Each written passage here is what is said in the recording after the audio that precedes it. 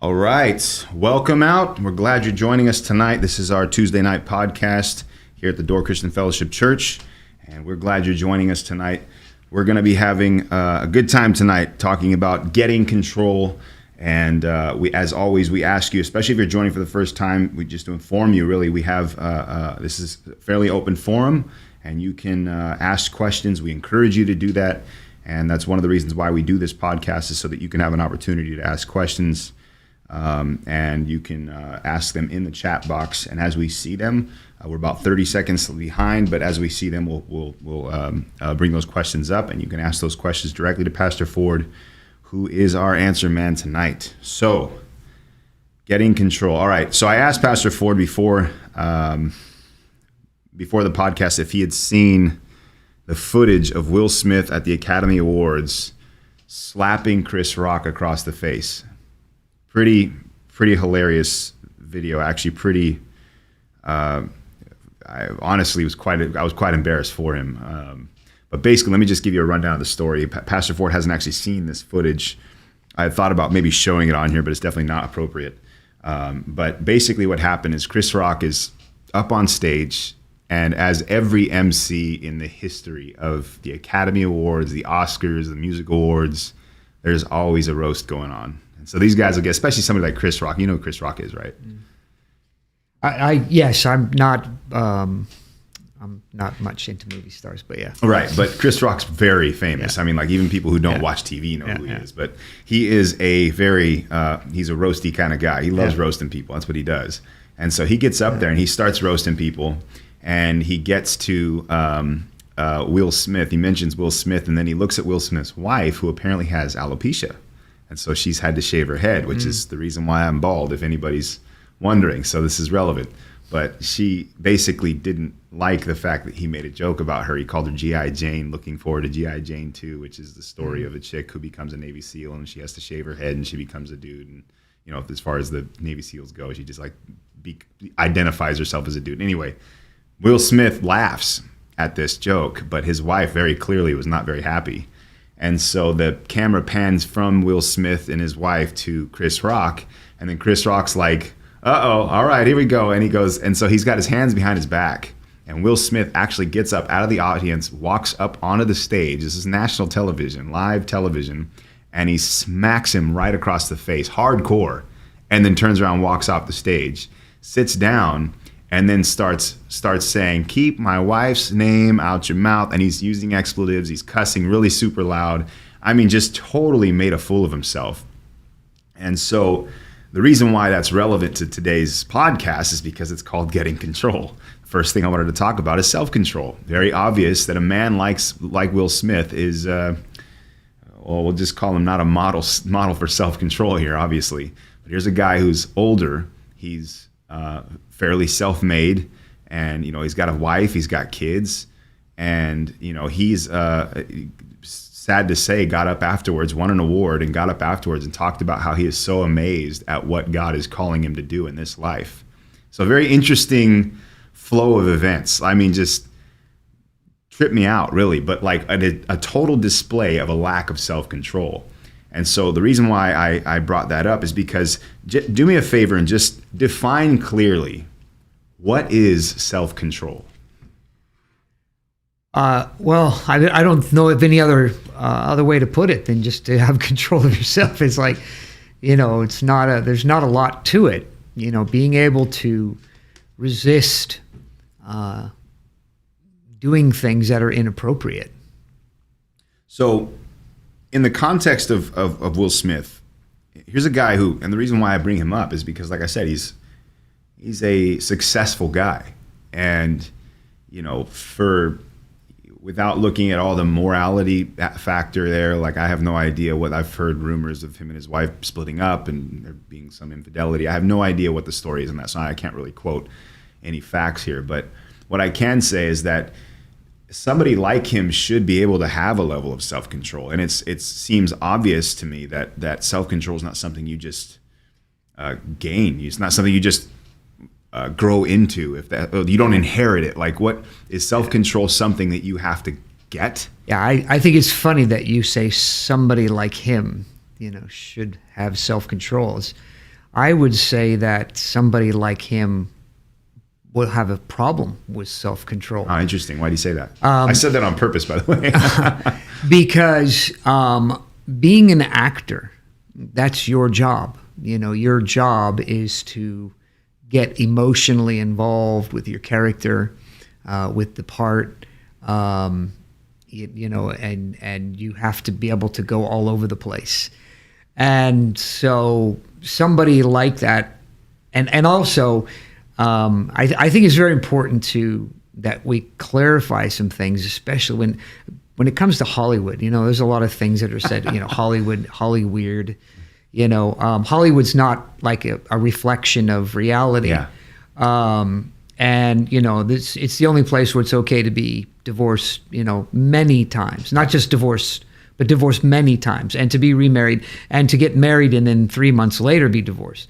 These are very normal things. So the issue of morality, I wouldn't say that Hollywood is immoral. I would say that Hollywood is amoral. Yeah. And so that being the case, you know, when you're talking about having self-control, well, how do you define self-control when you know, the law, as it were, is whatever you want it to be. Yeah. So if I want to get up out of my seat and go slap somebody, and I want to swear and you know, make a what you call the fool out of myself, well, that's okay. Yeah.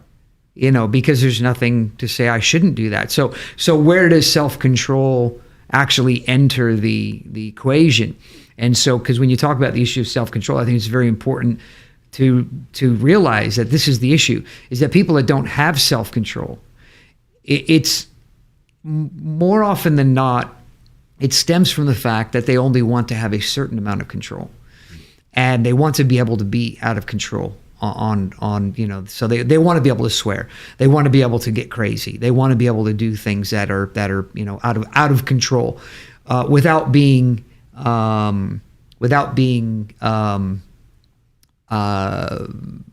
while still being respected. Yeah. And so somebody like Will Smith, he doesn't really care about how he acts as long as people respect him, and of course his wife. And so that was the thing, is the issue of respect. And so what he did and how he responded would be considered self-control. He walked up on the stage, he slapped him, sat back down, and started swearing, all within, you know, some measure of you know, composure.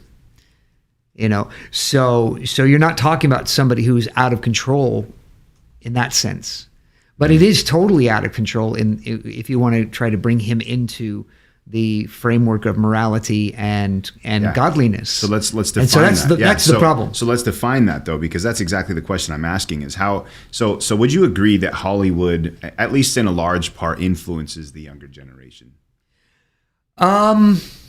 Yes. Well, it influences everybody, not just the younger generation. Everybody is influenced by Hollywood, because Hollywood has created a double standard. Yeah. And that's the thing, and when I say a double standard, you could probably say a multiple standard. In other words, it's okay to watch a movie where hundreds of people are slaughtered and murdered, but it's not okay in real life. But if you happen to be there and that happens in real life, cool.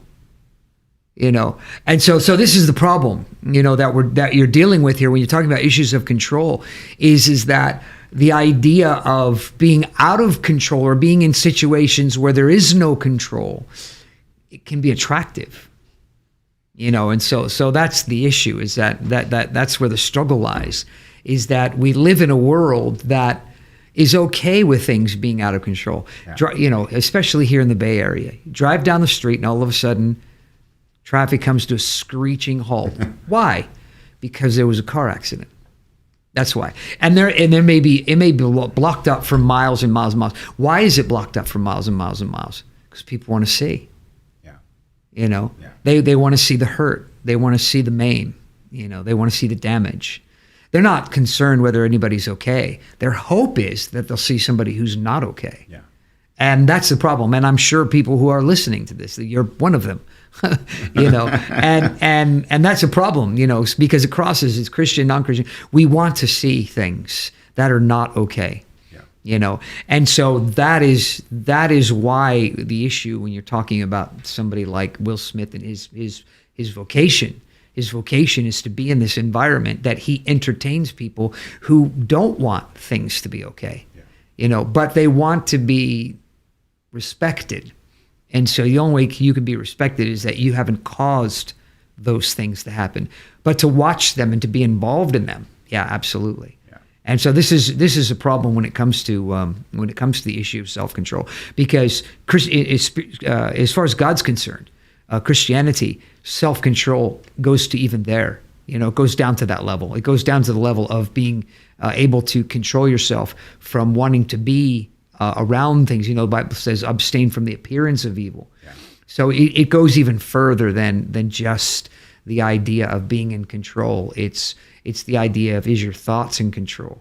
Is the patterns of your thoughts in control? When your mind wants to be out of control, can you bring it back into control? So there's a lot more ground that's covered. So, I wouldn't try to put, Hollywood and Christianity on opposite extremes, because I don't think they're the only things that are that, that are, Hollywood's not the only thing. Hollywood just embraces that concept. That really is something that caters to human nature. That's why we have movies like that. We wouldn't have movies, where things are out of control and where there's chaos if people didn't like going to them. Yeah. So. Yeah, well, I think, in your comparison between Christianity and Hollywood, like in a lot of ways, what we do in this podcast, our goal as a church is to see people converted to Christianity, to real Christianity, and to identify what that really looks like. What is real Christianity? It's the reason why we mention religion so often, is because Christianity is opposed to religion. Yeah. Christianity is also opposed to Hollywood. It's also opposed to the world at large. Yeah, well, I wouldn't. Yeah, you have to be careful with that. No, I know you can take it too far, but what I'm saying though is that our goal is to bring people from these mindsets to what reality really is, right? Yeah. And so, but looking at a situation like Will Smith, and I've heard on purpose, I was looking for different reactions. People, Jim Carrey is not a stand-up, conservative guy that's like, always against Hollywood. He's like Mr. Hollywood, but he was absolutely appalled. I'm ashamed. I'm ashamed that they didn't get up and escort him out. He said, if anybody during a comic show was to get up and start heckling, like in any extreme, before that, he said he would have been ushered out by security. Yeah. But Will Smith totally got a pass. Yeah. And he won an award afterwards. Yeah. And I was like, that in one sense, to a carnal mind, that's attractive. You mean I can get rich and do whatever the heck I want to do? Well, that's what I'm talking about. Yeah, see, that's the thing that I'm talking about when I talk about the issue of control and self-control, is that, yes, that is raw human nature. So it's funny because I read his book, and I knew you were going to bring that up. I was hoping you did. I took it back because well, this is before he slapped Chris Rock. Well, the reason why I took it back was because, number one, I would never read it again. Number two, I would never recommend it to anybody. And so that was the reason why I took. I'm not in the habit of just taking books back. There is an audiobook, but with Audible has a policy that if you don't love the book, then you can take it back. And so my criteria has become is, if I'm never going to listen to it again, if I'm never going to quote from it in a positive way, I may quote like I'm doing right now, but quote it from a positive way and be able to encourage people to read the book, then I'll just take it back. And so that was one of the books that I took back, because it was a book about self, that his whole kind of focus in the book was about self, about him and about who he was. And all of life is about him at the center of himself. And so when you're talking about the issue of self-control, that's an issue. You're when you're at the center of your life, you've got the wrong center. And so, that's why I say, all the way around about the idea of, saying that somebody like Will Smith is somebody like Will Smith. And so I'm not just picking on Will Smith. There are a lot of people like that they're the center of their universe, and life orbits around them. And that's why they have a problem with self-control, is because it's really about being recognized. And so it's the desire to be recognized, coupled with the desire to be Respected is not exactly the right word that I'm looking for, because there is a measure of respect, but admired is probably a better word. To be admired, not so much to be respected as much to be admired, and so these are things that are counter to self-control, because how can you, when your desire is to be admired, then you sometimes have to lose control in order. And I'm sure that Will Smith was probably thinking that. I don't know this for a fact, of course, but I'm sure when he walked up there, he took a minute to say, how's this going to make me look? And probably thought, you know what, people are going to think this is cool. Yeah. And there, of course, there'll be the people, they'll find the person here, I'm appalled at this or that or the other, I can't believe they do that or whatever. But the reality is that people like that kind of stuff. It's the whole Jerry Springer thing. People love that kind of stuff. Yeah, which is the reason why it's viral right now. Yeah. So I'm curious to know then, because of how attractive something like that would be for the deep self wants to be able to do stuff like that. What would be the draw? Because again, like I said, we are making a comparison between self-control, which is a Christian characteristic, and this way of living, which he just exemplified. He just showed us an example of it. But what would be the draw? What's the draw to be like a Christian as opposed to that? I mean, in this, you get to just do whatever you want. What's the draw here? Oh, yeah, this is a very difficult question to answer when it comes to comparing Christians to non-Christians, because I would not want to be a non-Christian. Having been a non-Christian, having spent 21 years of my life as a non-Christian, and having spent the last almost 40 years of my life as a Christian surrounded by non-Christians, I would never want to be a non-Christian, simply because of the fact that Christianity is the essence of, or I shouldn't say as much as the only way that a human can actually have real dignity, true, genuine dignity. So define what, maybe tell me what dignity isn't, and then clarify what it is.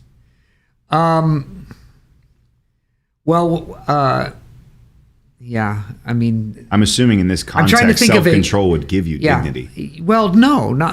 What? No, so what's not necessarily. Relation? No, I mean, in this, as a believer, yes, among believers. That's what I mean. But among Will Smith worshipers, for lack of a better way to describe them. Example, by the way. But people like that, no, you're social media people, people who are social media groupies. Yeah. They like that kind of stuff. That's the kind of fuel that they live off of, whether they condemn it or condone it, just having something to have an opinion about. When people come, when something like that happens, all of a sudden, what's the next thing you hear? Like you said, with Jim Carrey, opinion. What do you think? What do you think? What do you think? Yeah. So people love when people do things that people have to ask the question, what do you think? Yeah. So that they can get a chance to tell people what they think, so they can be heard, so their voice can be heard. Because they also want to be admired, many people. Yeah. And so the two actually are symbiotic, those who do things that require an opinion, for those who love the opportunity to give their opinion. And so those two things kind of go together.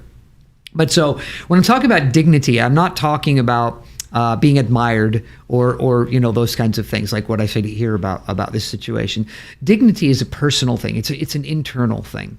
It's you and how you feel about yourself when nobody else is watching. See, that's the thing, is when I okay, I'm gonna drop this because I don't want to spend the whole podcast trashing Will Smith. But when I read his book, you could see it leaking through. This is a guy who he lacks dignity, the sense of dignity, self-worth.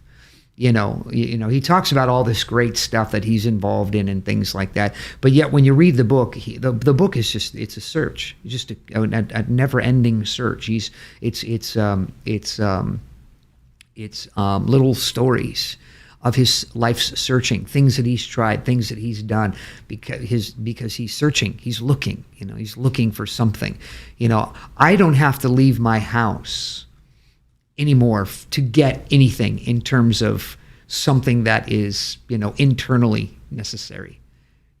I can get it by myself with what God has done in my life. The fact that I can always look at the slate of my life and I can see clean, and not clean because of my own ability, but clean because I've surrendered my life to Jesus, and Jesus has made me clean, and I live clean, and I've been able to spend the last almost 40 years living clean and pure and above reproach. And you could call me on the carpet for anything, but the only thing that would stick would be he is not.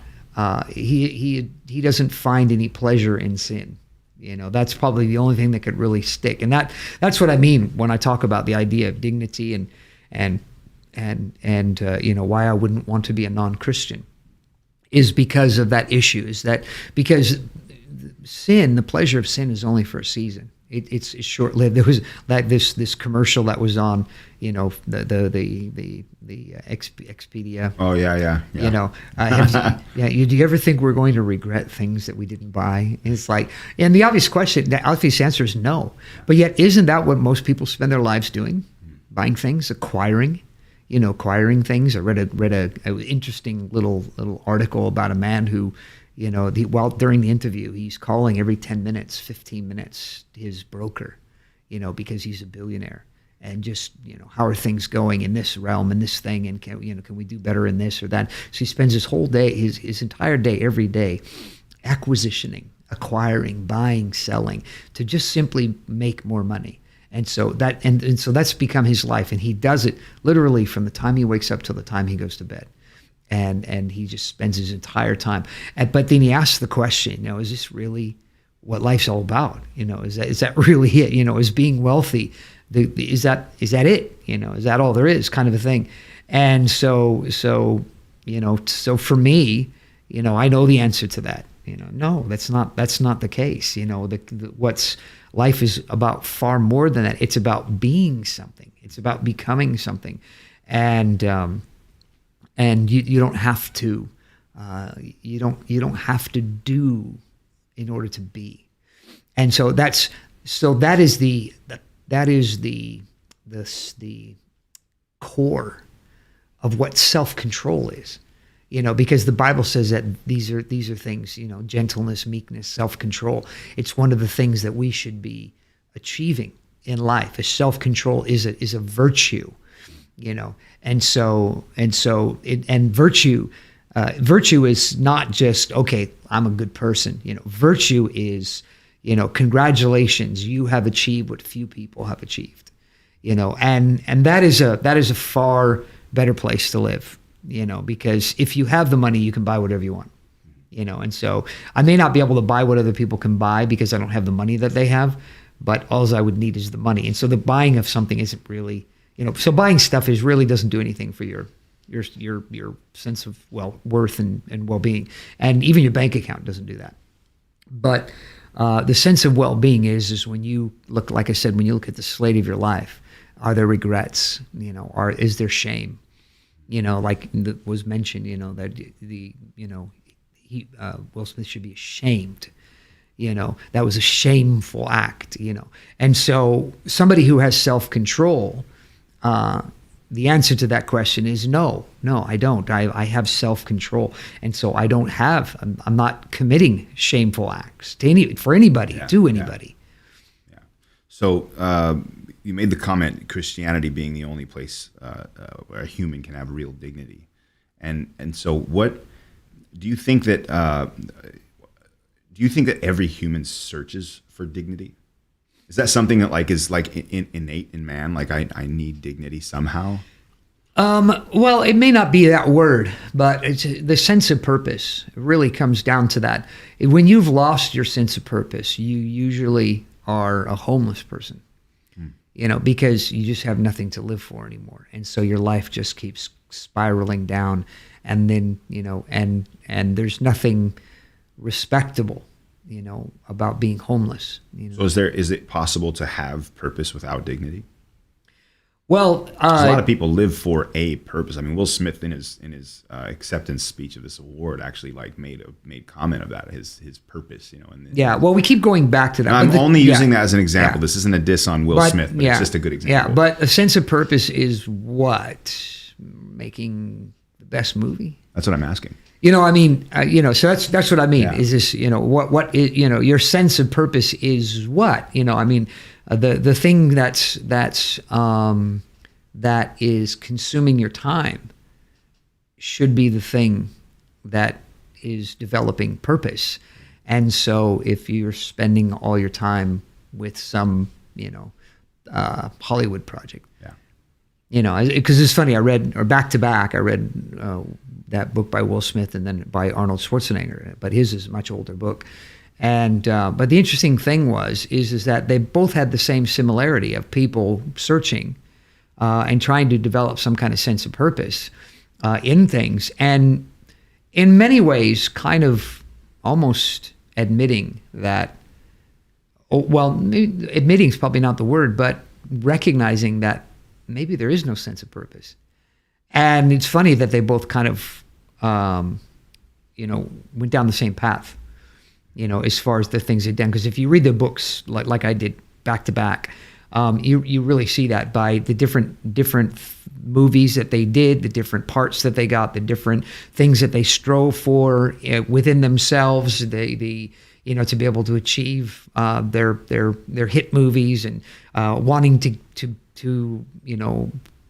be a star in a box office hit and those kinds of things. It's all very, very similar stuff, and what led up to that and moving in that direction, from their lifestyles, even though they were from different backgrounds.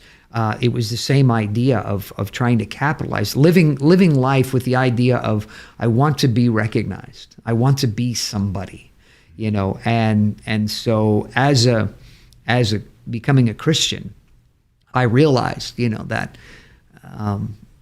I not only me, but you can only be somebody in God, because we don't have what it takes. It's just, we just don't have the ability to be something that will have any significance. If you think about this, of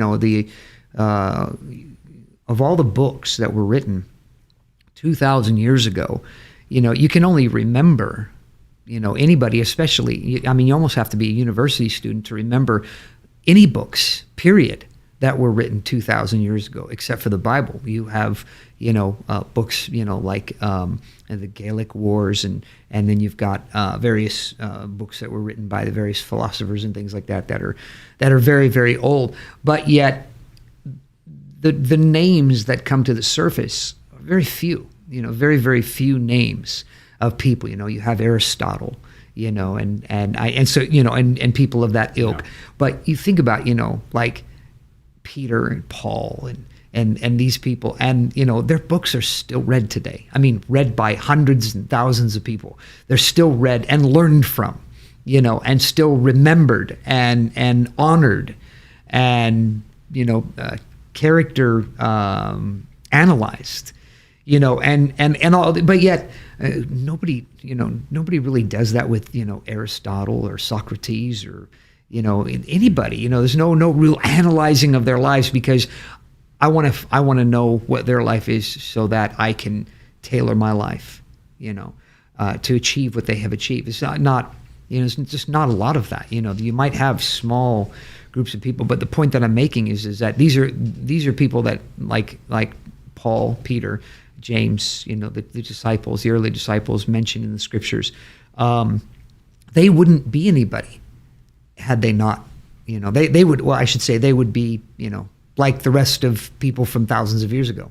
They'd be unknowns, relatively speaking. At best, maybe known by a small handful of people, because the what they achieved wasn't what they achieved. It's what their life achieved when surrendered to God. And that really is what life is all about. Life is about achievement of fulfilling your purpose for being created.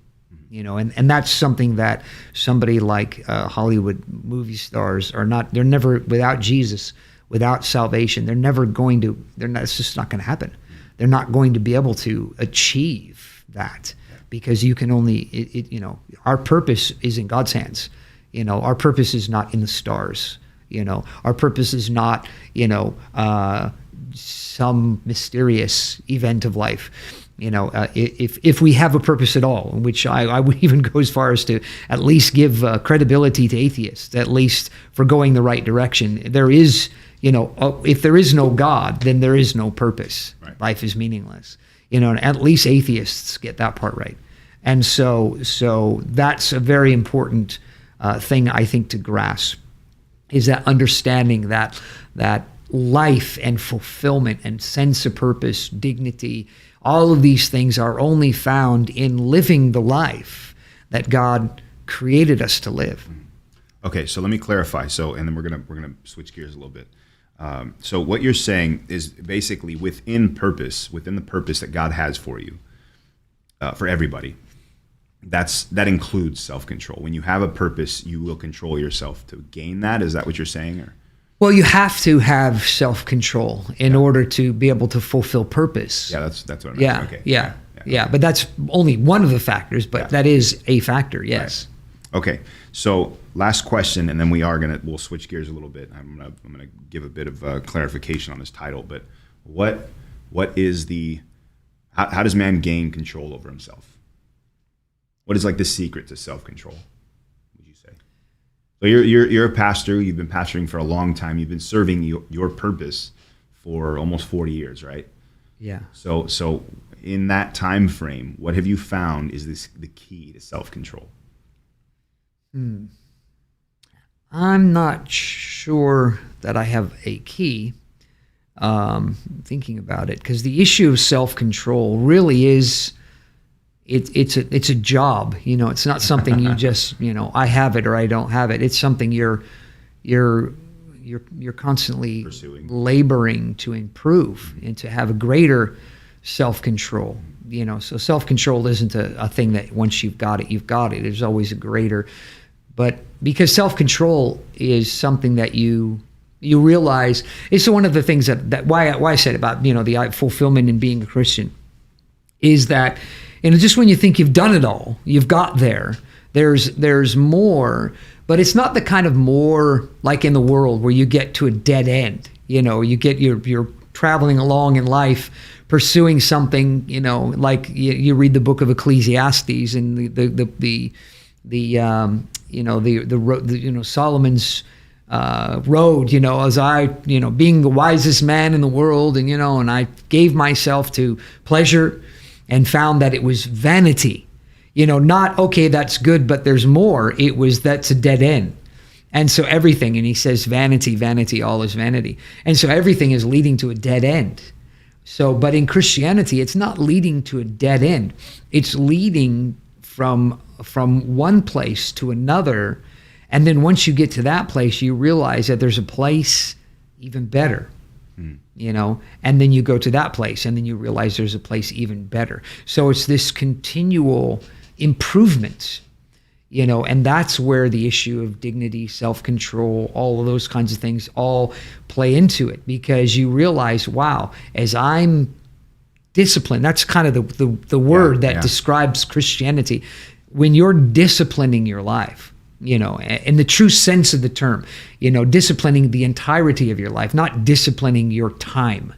Yeah. Many people are very time disciplined. They read so many scriptures in the Bible. They come to church so often. They do certain things, and so they have this discipline to be able to achieve things, in certain time frames. But what I'm talking about is something that's far deeper. It's reaching into what comes to mind is my daughter had it was her second.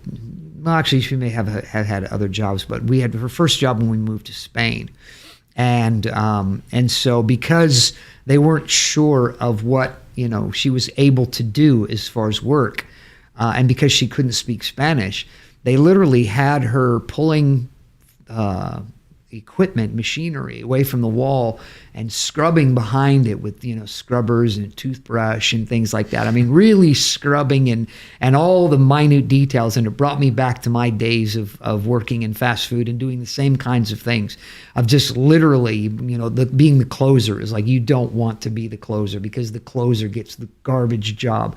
You're the one that literally has to make sure that everything is pristine, clean. And so That happens in fast food. huh? That happens in fast Well, food. it's supposed to. I don't know if it still does. That's questionable. But the idea, in Christianity is literally that's what you're doing to your life, but you're keeping it clean. So you're not having to be the closer all the time, getting it all nasty and dirty throughout the day and then having to clean it again. You're keeping it clean and it's getting cleaner. And then you're recognizing that there are things that are not clean that you thought were clean. And then you clean those and then you realize that there are more things. And so this constant pursuit of purity, just experiencing this level of purity. And so that's what I'm talking about, is that purity, living a pure life. It's interesting. There's been a few people that have been brought to my attention over the last few weeks that, they're backsliders. And these are people that are no longer serving God. They've gone back into the world and are living, a sinful life. But yet talking about how things are going well for them. But what they mean when they say things are going well for them is what they mean is that because I can do all the things that I'm not supposed to do, I'm really enjoying life now. And I thought about that and I thought, what a lie that is. What a lie. Because let's just play this. Let's play the fork in the road and we'll go in both directions. Okay. You get to the end of your life and there is no God and you die. Okay. So what? You're not going to be able to look back on your deathbed at all the things that you did. Even, the things that you had fun doing, even though you shouldn't have done them. You're not going to look back on them and relive the joy of those moments. They're moments that are gone. They're gone. They're over. And when you're older, they're going to be just past history. And you're going to be looking at the fact that your life is about finished. Mm-hmm. And you have nothing to look for beyond, this life. Okay. So it's a dead end. When it's all said and done, it's a dead end. Okay. At the very best, it's a dead end. Okay, so now, what if there is a God? And I'm not saying what if there is a God. I know there is a God. But in the mind of somebody who doesn't believe in God, what if there is a God? Okay, that's it. So the best case scenario for you is it's over when you die, even when there's an eternity. It's over when you die. So if you have been enjoying life by not serving God, it still has a payday. When it's all said and done, it still has a payday. And there's still going to come a time when your life is going to cease to be pleasurable. It's just going to be over. And you're going to either be non-existent or you're going to be in hell for all eternity. But either way, it's over. And so either way, whatever you did in this life, the things that you got pleasure out of, they don't matter. They don't matter. They're just it's meaningless. So as a Christian, though, with what I'm talking about, because, to talk about how much fun people are having in sin is so shallow. I mean, it is so shallow. I remember what it's like to be with people and listening to them laugh about how cool it was to get high or to get drunk and do stupid things. And doing that when you're in your 50s and 60s only just makes you look more stupid than you did when you were in your 20s and you're doing it. But either way, it's just stupid. And you may think, oh, I'm having so much fun and I'm doing so many things that I really enjoy. You're wasting your life when it's all said and done, because it's not that fun it's a dead end. It's a dead end. Whether that dead end takes you 5 years or 10 years or 20 years or 50 years, it doesn't matter. It's a dead end. You're traveling down a dead end road. It's not going to go anywhere. It's much more pleasurable to be on a road that I know leads to eternal life. Jesus talks about the broad road and how everybody's on that road, and there's many that go on that way, but it's destruction. Its end is destruction, And so this idea, of that there being this life that you can live out of control, doing whatever you want, living however you want, that may seem attractive on the surface. But the truth of the matter is after you have lived that life, it's empty and meaningless. Whereas the life of discipline, the life of self-control, the end of that life is something to look back on and be proud of, but at the same time to be able to look forward to an eternity of.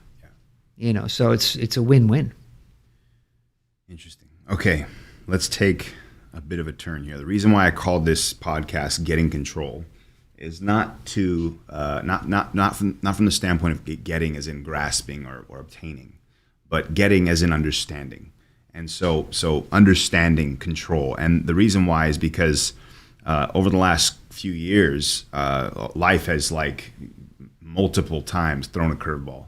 And we not just for one city or one nation, but for the world at large. And now we're seeing it in spurts of different nations and things that are happening around the world that we're separated from, but we're very aware of. And so one of the things that's caught my attention and been rolling in my mind is how little control we really have over life. Yeah. And so it's all throughout Scripture, but multiple times throughout Scripture, David says, my time is in His hands. Yeah. I think Isaiah says, you have declared the end from the beginning. It's not. Jesus said it's not for you to know the times and seasons which the Father has put in His own authority. And then there's another Scripture which to me is such a trippy scripture to me. Pilate, Jesus is about to be crucified. Pilate's the one who's going to implement this crucifixion or, command it. And he tells Jesus, I have the power to either free you or condemn you. And Jesus says, you have no power over me except that which is given to you. That trips me out because here's a guy who has authority. He does have the authority to say, kill him or let him live. Mm-hmm.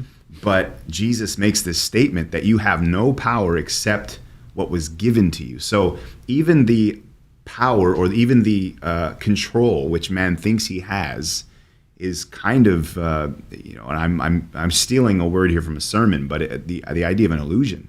It's not real. Yeah. And so with all that in mind, how much does God control and how much does man control in reality? What's the real, this is across the earth, no matter if you're a Christian or non-Christian, because Pilate was not a Christian and Jesus said that you have no power except what was given to you. Yeah. So that's a very interesting concept here. What does man have control over in reality?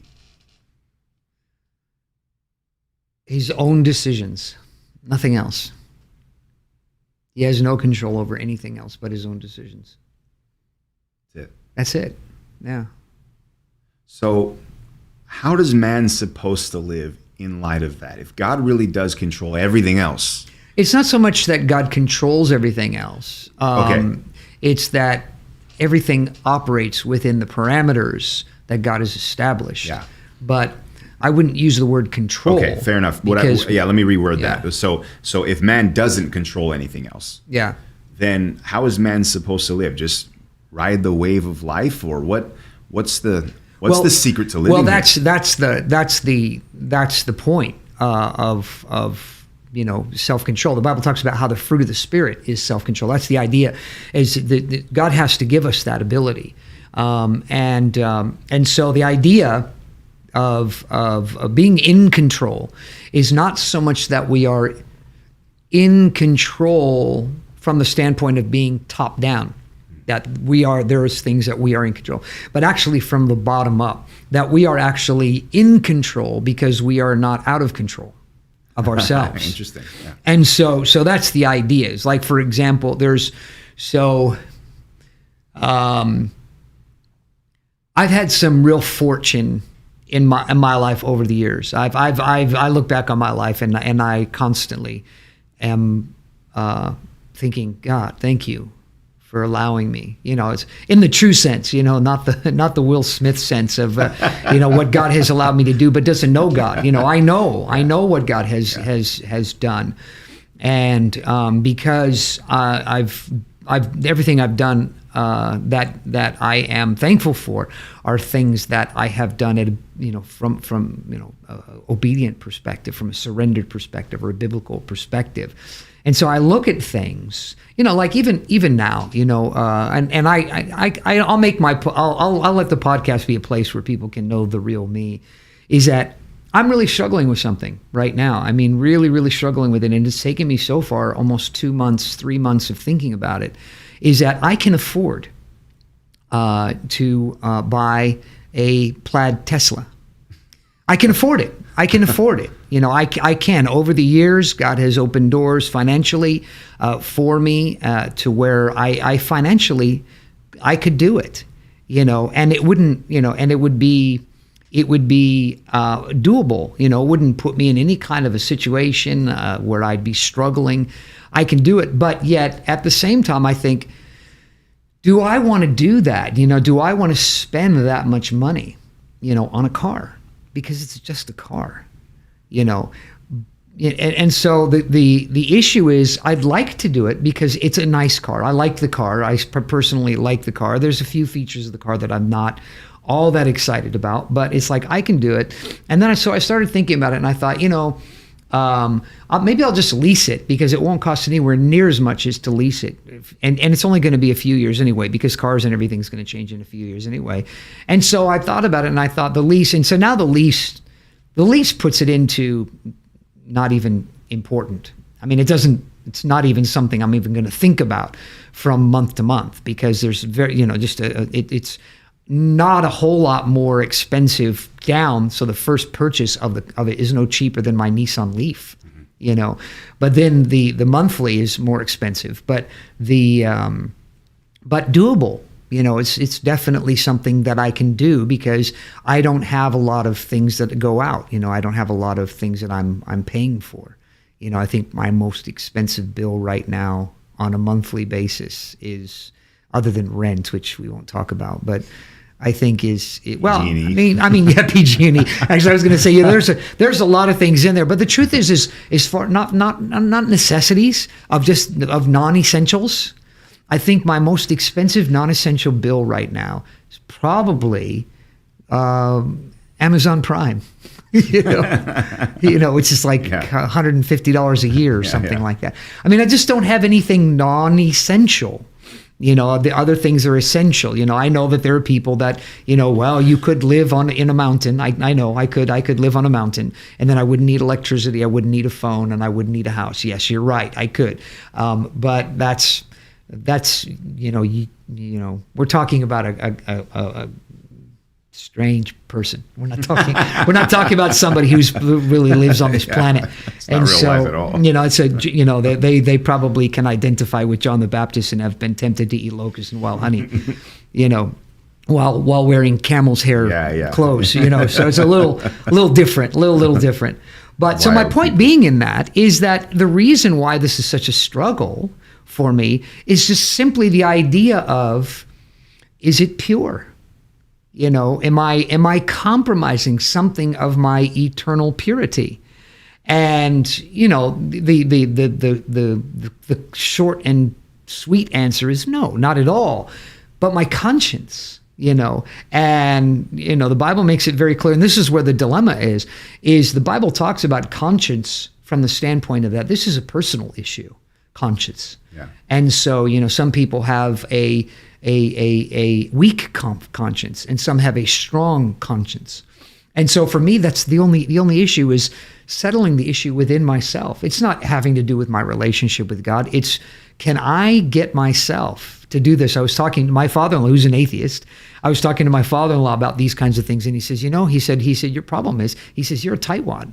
He says, that's what your problem is. You're just a tightwad, you know? And I was like, yeah, oh, you know what? Guilty as charged. Yeah, I really am. You know, there really is an element to that. But so my point in all this is the idea of, when your desire is to be pure and to be right with God, even things of the world that are desirable to you, you question, you know, and you say, you know, and are even lawful, you know, like the Bible says, you know, all things are lawful, but not all things edify.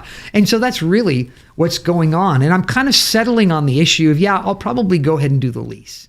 You know, that's really where I'm leaning is doing that, because I thought, well, I'll just go ahead and get a Model 3, because the Model 3 is more acceptable. And now I thought, now I'm talking about what people think.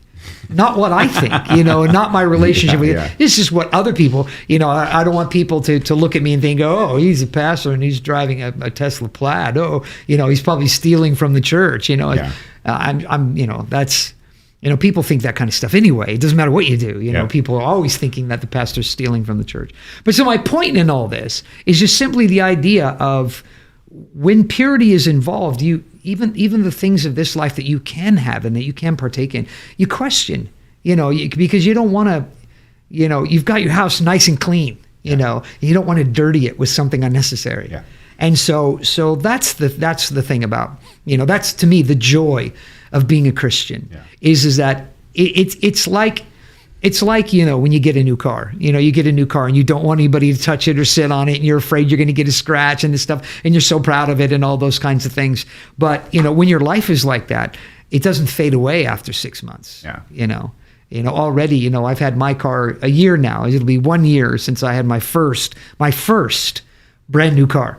Ever. Which is another, my first brand new car, which was a lease, but I mean, literally 9 miles off the showroom floor, and the new car smell and the whole thing.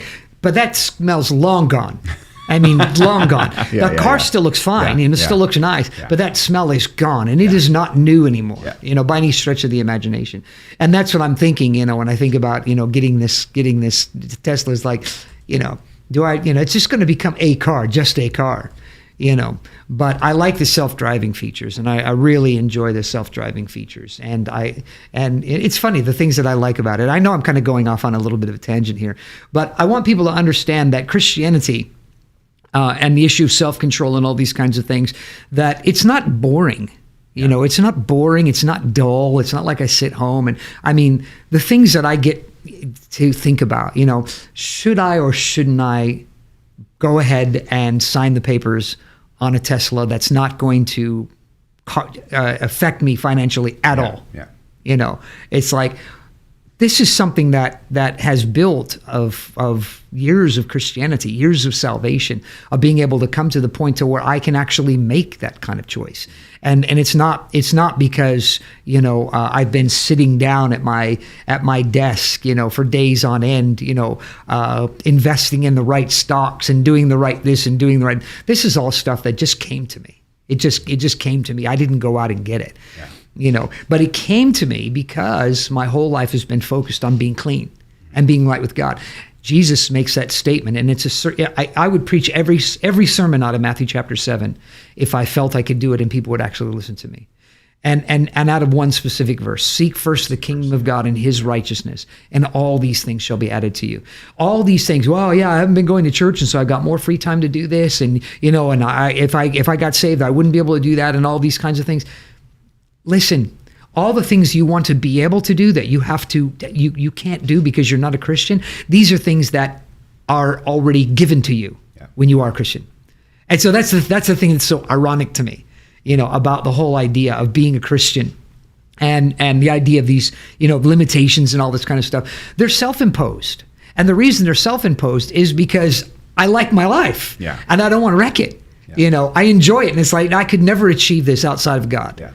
It's not physically possible to achieve this outside of God. So I have to be self-controlled, so I have to watch my decisions, and the fact that everything is under God's control, that if I am living the way that God wants me to live, then I'm going to be living within that framework.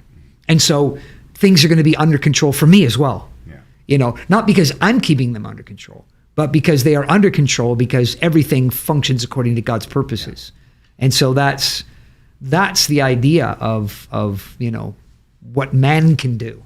When you're in control of your decisions, you submit those decisions to God in God's way, then it creates this life that just is not, it's uncomparable to anything in this world. So let me ask you this then, because I know it applies, and so I'll ask it on purpose this way. But what about when life throws you a genuine curveball? Like let's use the people in Ukraine for an example. We had a men's class a couple weeks ago, and he specifically brought up people that he knows that are being affected by this in the Yeah. from the reception standpoint. Yeah. But he said there are Christian men and women who believe in God. They're living for God. Yeah. They have purpose. They Yeah. have self-control. Yeah. Nothing they could do to resist this. No. That's it. Russia has invaded. Yeah. So now, Yeah. how does this apply in a situation like that? How does Well, what you're talking about apply in there? Because it's Now, just to clarify, it means Yeah. you're living your life right. Everything's good, and then all of a sudden, bam, Yeah. total calamity. yeah. But that's You can't control the calamity. Yeah, if I woke up tomorrow and I was looking at the sky because my house is gone and my Yeah. cars are gone, Yeah. and my wife is dead and all my kids are dead and the world is in ashes all around me, I'm still going to be okay. Is that just because you're just gonna like ignore life and just be It's like, not a question. No, you're just like, no. oh yeah, That's no, not the Lord life. is good and the Lord gives and the Lord takes away. No. you That's know? not life. That's not life. Yeah. See, that's my point. Yeah. Those things aren't life. Okay, my wife, my Very kids, good. my Yeah. my cars, that's not life. Yeah. Life is inner. Yeah. It's an inner life. Outer is nothing. And the truth is, we can only live in the inner life. We can't live in outer life. It's not possible to live in outer life because you can only experience so much. We're very, very limited as to what we can experience external to ourselves. But internally, in relationship with God, we can experience so much more. I was sitting at my desk today. I was studying for a sermon for tomorrow. And I'm, I had an idea for the sermon and I started to put it together. And I've been doing this long enough now to understand that God is inspiring me to do these things. I'm not just coming up with this out of my own greatness. It's like God is inspiring me. And I get to the end of the sermon and I stopped as I finished the sermon and I just stopped and I said, God, thank you for letting me be a part of this because this is a great sermon and it's going to be so enjoyable to preach. But I know that this was just a gift from God. It was just something of knowing the things of God because as I'm putting the sermon together, maybe I'll do this sometime in a podcast, is go through how inspiration works, how hearing from God actually works. Because I'll be there and I'll be thinking of a topic, I'll be thinking of an idea, and it's always, bump. Okay, well, now how is that? So I'll get the concept, I'll get a concept, and then I'll stop and I'll say, well, how is that? How can I prove that biblically? How can I prove that concept biblically? Scriptures. And the scripture will come to my mind. And I'll think, had I not read my Bible when I was younger, and had established the habit of reading the Bible, I wouldn't be experiencing this life today.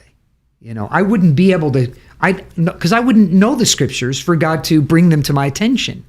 Because I just wouldn't know them.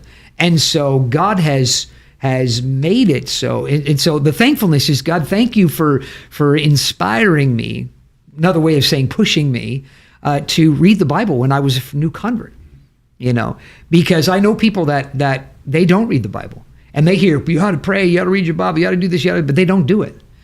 Or they do it only out of discipline and they've not learned from it. And so I look at the learning and the knowledge and the wisdom and the growth spiritually, mentally, physically, emotionally, spiritually that has happened in my life. And I realize that this is all a framework of becoming bulletproof. I mean, literally bulletproof, because it doesn't matter what happens to me. What's the worst thing that can happen to me? Well, most people would say you die, but that's the best thing that could happen to me. Because if I die, I go to be with Jesus. That's the best thing. It's the worst thing that can happen to anybody else. So what is the worst thing that can happen to me? People I love die. Okay. But even if they do, people who I love, my immediate family is all saved. So my wife, my kids are all going to go to heaven. They're all going to be in heaven. I will miss them, but I will get over it. Because that is an external part of life that is going to go away anyway. And so I will get over that. That's just a reality. I will get over that. I've often thought about that idea, as like, gosh, if something happened, and here I am, 60 years old and my wife passed away for some reason. would I really want to go out and do all that again, to work, to build a relationship and all of that again? And it's something that I can think twice about. And it's like, I don't know if I would or wouldn't want to, but when it comes to my relationship with God, it wouldn't change anything. It wouldn't change anything at all. My inner life will remain the same. My outer life will change, but my inner life is not going to change. Okay, we got a question here. What is a good mentality to have when things spin out of control? What are things that can be laid as a foundation to prepare for when life inevitably throws unexpected things? Yes, that's the key. Life inevitably throws unexpected things. And we're going on 2.5 years now of nonstop unexpected things happening. And no end in sight. We don't look and go, okay, by July, by December, this will all be over. There is no ending of it anymore. It's like, wow, life has become so different in the last 2.5 years, and it's continuously different. Who would ever thought we would see the day we're nearly caught up, not quite, but we're nearly caught up to paying the same amount of money for gas that people in Europe pay. I mean, something that was never dreamed of, but people in Europe are going, that's easy for you to say because you don't know how much we're paying now. Yeah. But that idea, to be able to be paying that much, is just not ever thought of. And if you live in the Bay Area, to think, man, how can we, people are, there's lots of unemployment and all kinds of crazy stuff, but yet go try to find a place to live. It's still really super expensive, and nothing's changing, or nothing's improving. But yet, here you are, it's becoming more and more difficult. It's something I had to stop thinking about years ago, is that every year that I live in the Bay Area, my power, my spending power decreases. In terms of because of the decision to become a pastor. But what has happened though is that my power to get wealth, of my own accord, it is now to God. But God has a cost of living increase, and so I get cost of living increases from God all the time.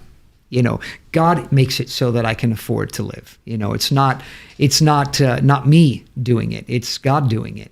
And so a good mentality to have when things are out of control is, number one, to realize that things are always out of your control. That's the primary thing, is you have to understand everything is always out of your control except your decisions. That's the only thing you have control over. And so stop expecting that things are not going to happen unexpectedly. Just expect it. Just anticipate it. Listen, things are going to happen. Do you do when it happens, though? I think back to her question is the idea that you just roll with the punches. Yeah. So this idea of riding the wave, in a sense, of being able to do that. Yeah. You just roll with the punches. Stay above the water. Yeah. Well, you do what you do what you have to do. So we're in San Diego, and wanting to go surfing and stuff like that, and the ocean is too tough. Yeah. So while you can keep paddling and kicking and toughing it out, and like our friend was saying, you can do it, you need to believe, and trying to use Christian. If you don't want it with everything you have. Without, trying to use, the Christian approach to life, to getting past the breakers, it's like, this is a stupid idea. You know what I'm going to do? I'm going to go and sit on this shore. But you spent all this time and money and energy to come out here so that you could surf. But I'm not going to surf today. There's a very good chance I could die today if I push this. Yeah. There's a very good chance of that. I think I'd rather live, rather than push against it. Yeah. And that's often what people do, is they push against things because they don't want them to happen to them and put their life at risk. Why? Why not just roll with the punches? Why not just say, okay, I'm not going to win this one. I'm not going to, the external problem of the world, I'm not going to win. But that doesn't mean that you lose. And that's the thing that's so important, is you don't lose. When you're up against it, and it doesn't, let's use the example of finances. You've done everything that that you know to do and to live, according to godly principles, and then something happens, and all of a sudden you're looking at a situation where you're out of control financially. what do you do? Well, you submit to being out of control, and you put it in God's hands. You just put it in God's hands. God's the one who controls it anyway. And so you say, I can't make this work. God has to make this work. Mm-hmm. That's all there is to it. Our cat, we take our cat to the vet, and the vets aren't cheap, and we're looking at the cat's coughing and doing all kinds of stuff, and so I'm taking the cat to the vet, and I'm thinking this is probably going to cost me $1,500, $2,000 for this, because I want them to do a CT scan. And I looked online, I'm thinking, it's CT scan. What's it going to be, $10,000? And so I'm looking at this, and CT scan's $800. And I thought, $800. Okay, $800. There's a lot of money, but it's way less than $10,000. And so I'm thinking, okay, fine. So CT scan, okay, whatever, whatever kind of a thing. And so I decide, whatever, So Mariah takes the cat in, and, they come back, and the entire bill for the entire visit was $500. And they did an x-ray, because they said, you don't need a CT scan. I don't think there's anything there. An x-ray will show us if there's any blockage or anything. Much cheaper. We'll do this. We'll do the x-ray. So they did an x-ray. They did a look at her and stuff like that. And the diagnosis is that the cat has cat asthma. But, and so Mariah says $500. And it was like, well, I was thinking this is probably going to be $2,000 or $3,000 when it was all done. So $500, that's pretty good.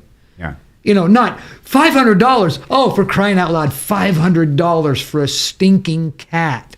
It's like, I used to be like that.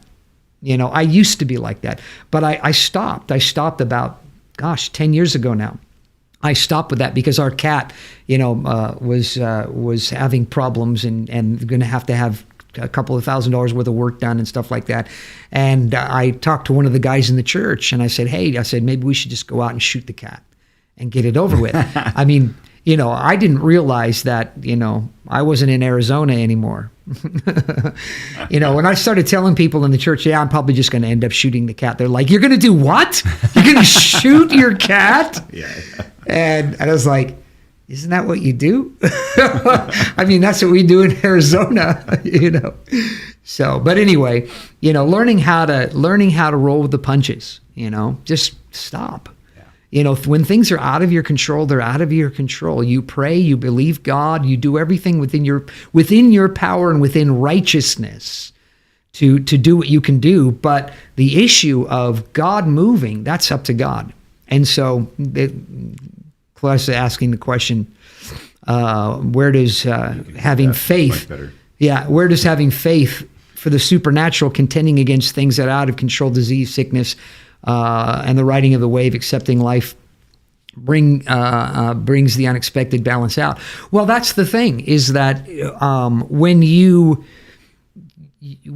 are, that is what you're doing. When you're contending for things, you're believing God for things. That doesn't mean you're going to win. Sometimes you have to accept failure. But being able to accept failure and to be defeated are not the same thing. And that's I think an important difference, is that being defeated is doesn't have to be the issue. Not being able to achieve, okay, you can try again. And right now we're praying for Lola. We've been praying for her for going on months now, for a full, complete recovery from the stroke. But the original diagnosis of the stroke was really, really bad. And as we began to pray, God moved. I mean, there was a very powerful recovery. She recovered quite relatively speaking, quite quickly. Was released from the hospital. But now, since her release, things have gone to like a snail's pace as far as recovery goes. And so I'm praying and and just believing God. And I, the only contending that I'm doing right now is just the contending against giving up. That's really the only contending. I'm praying, I'm believing God. I'm praying for a complete recovery. I'm praying for her to get a clean bill of health from lupus, which was the original problem that caused the stroke. And I'm still believing God for her and for her future, and for God to help her. But it's not happening the way that I want it to happen. And I've accepted that. I've accepted that it's not happening the way that I want it to happen. But that doesn't stop me from continuing to contend and continuing to pray for her and continuing to believe God and to continue to lift her up in church and to continue to encourage people not to lose heart, because that's the issue, and this is what the Bible is always talking about. God, the parable Jesus gives, he says that men ought always to have faith and not lose heart. And he told this parable for that reason. This woman again and again and again was coming to this judge for justice and not getting it. But she kept coming, and eventually she got justice. And so this is the thing that Jesus is talking about, is there needs to be a posture of that we're persistent. Persistent in believing God to overcome and to get beyond whatever these reversals or issues are in our lives. But at the same time, being able to accept that this is the way things are, and say, this is the way things are. This is reality. This whole idea of, don't say that, you're confessing, that you have a disease, don't claim it, don't say my illness, and I'm, no doubt there's a measure of truth to that, but not a large one. Yeah. There's a measure of truth to it. The idea of, you don't want to be accepting these things because then they become defeat. And so that's the key, is you don't want things to become defeat. Yeah. Okay, but that doesn't mean that things are going to go the way you want them to go. It's learning how to live with things going the way you don't want them to go, while you have this vision for something more, where you have this future goal, to see more. So there's I don't know if I guess anybody that's never surfed might not actually be able to relate to this, but the idea of surfing is riding the wave is definitely. There's a lot of aspects to that. You've surfed before, right? Actually, so I mean, you're waiting. First off, you're waiting for the wave. You're just sitting on the board waiting for a wave, and then when the wave comes, and you know that this is the wave you got to try and ride, you're paddling your butt off to try and catch that wave. Yeah.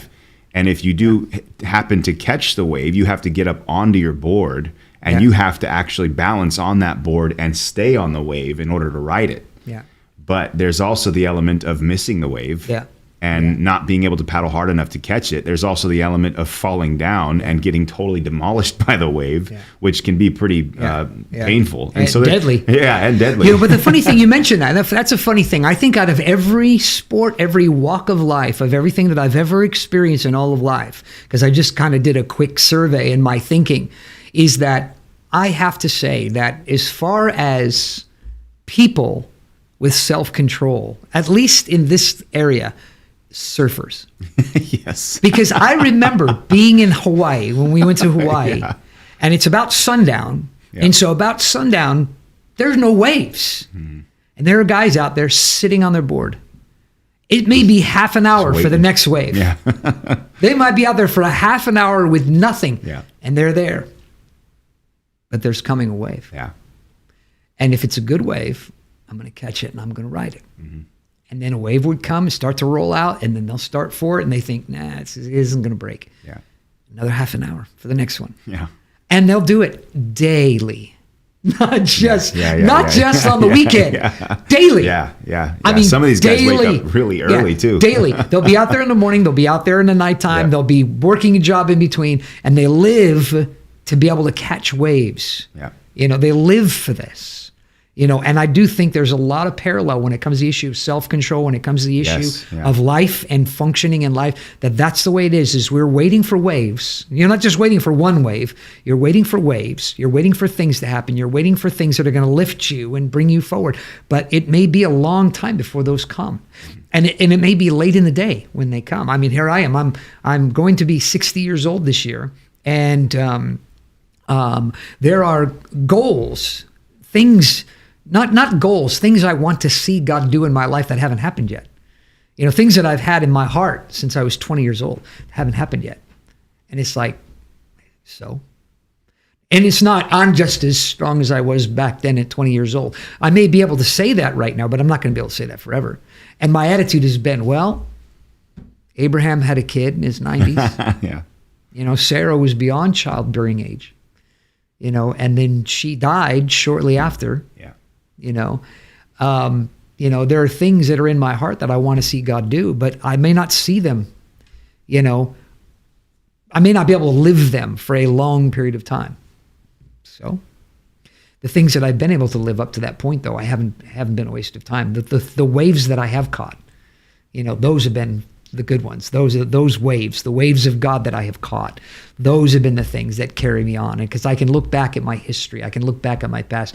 I think of certain people, like anytime somebody leaves the church or backslides or bad mouths or does something horrible. I mean, it's funny, being a pastor, you realize I've met the worst of people on the planet. Being a pastor, because they're the ones who usually come into the church, brought here probably for that purpose to try to destroy others' faith. But for every 100 of people like that, I have a memory of like one person who was golden, just absolutely golden. Just life was a wreck, and God used me to bring them to salvation, and now their lives are beautiful. I mean, absolutely beautiful. And they still, to this day, some 30 years ago, to this day say, if it wasn't for you, you coming into my life and introducing me to Jesus. I mean, and giving me the credit for introducing them to Jesus. And, I've got, pictures and stuff over the years of people that have said, hey, guess what? Here we are in England, and I got together with so-and-so and so-and-so. Remember them, the old crowd. And we were talking about you and the good old days of the church in Liverpool, and how many landmarks those have put in our lives. And so those are waves. Those are waves that I caught. I may not have been able to ride the big wave that I'm looking forward to, but I've caught the waves, so. Yeah. Okay, long enough. Okay, very good. Well, just to let everybody know, tomorrow night, Wednesday night, we have service every week. We invite you to join us in person. We really do encourage you. If you're a live stream regular and you just attend church on live stream, we want to let you know that is available, but you are missing out. And so we want you to come in person. This is where God is, and this is where he's looking for people to touch and to speak to. And so we invite you to come and be a part of that for yourself tomorrow night. We will have service Sunday as well, Sunday morning, Sunday evening. You can find more information about us on our website. And we will be here, though, in person at 7 o'clock tomorrow. And we look forward to seeing you.